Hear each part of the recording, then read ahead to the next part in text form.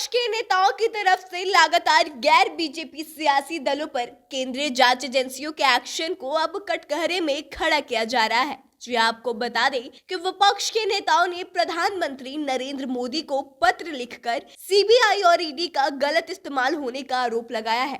विपक्ष की ओर से कहा गया है कि इन कार्रवाइयों से जांच एजेंसी की साख खराब हो रही है। हालांकि आपको बता दें कि इस पत्र में महज 9 नेताओं ने ही साइन किया है, लेकिन इसमें एक नाम तेजस्वी यादव का भी शामिल है। वहीं इस पत्र की किसी भी तरह की चर्चा विपक्षी एकता की मुहिम में लगे यानी कि नीतीश कुमार से नहीं की गई है, जिसके बाद अब इसको लेकर जदयू के राष्ट्रीय अध्यक्ष ललन सिंह ने बड़ा बयान दिया है। दरअसल जदयू के राष्ट्रीय अध्यक्ष ललन सिंह ने विपक्षी दलों की तरफ से पत्र लिखकर छापेमारी का विरोध करने को लेकर कहा कि मुझसे किसी ने साइन करने के लिए संपर्क नहीं किया है, सिर्फ 9 लोगों ने साइन करके प्रधानमंत्री को इस पत्र को भेजा है। क्या विरोधी दल को नीतीश कुमार पर भरोसा नहीं है?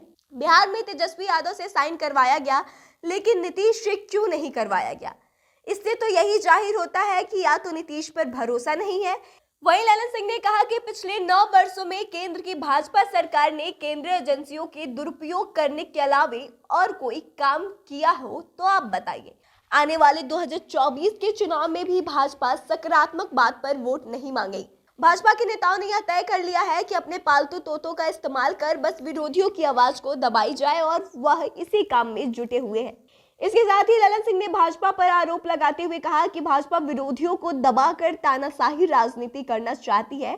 दरअसल आपको बता दें कि जब ललन सिंह से नागालैंड में जदयू विधायक द्वारा बीजेपी गठबंधन को लेकर समर्थन देने का सवाल किया गया तो उनकी नाराजगी उभर आई और उन्होंने बीजेपी पर कई गंभीर आरोप लगा दिए। उन्होंने साफ तौर से कह दिया कि भाजपा देश में अस्थिरता के माहौल को बढ़ाने का काम कर रही है।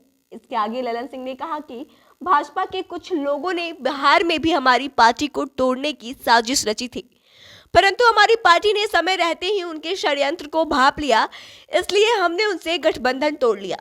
अब यहाँ सफलता नहीं मिलने के बाद भाजपा ने अरुणाचल प्रदेश और मणिपुर में इसी तरह का रवैया अपनाया है। उन्होंने कहा कि भाजपा इस तरह के अनैतिक और तानाशाही कदम पूरे देश में उठाने का काम कर रही है। वहीं इस विषय के अलावा ललन सिंह ने कई मुद्दों पर खुलकर बीजेपी का विरोध किया। इसके साथ ही आपको बता दें कि जो पत्र विपक्ष की ओर से लिखकर और नरेंद्र मोदी को भेजा गया है, जिसमें कि नीतीश कुमार का साइन नहीं करवाया गया है, इसके बाद तो यह बात तय है कि जो नीतीश कुमार विपक्षी एकता को एकजुट करने की प्रयास कर रहे थे, तो शायद कहीं ना कहीं उनका यह सपना टूटता हुआ नजर आ रहा है। फिलहाल इस खबर में बस इतना ही। आगे की तमाम खबरों के लिए बने रहे हमारे साथ, देखते रहे द इंडिया टॉप।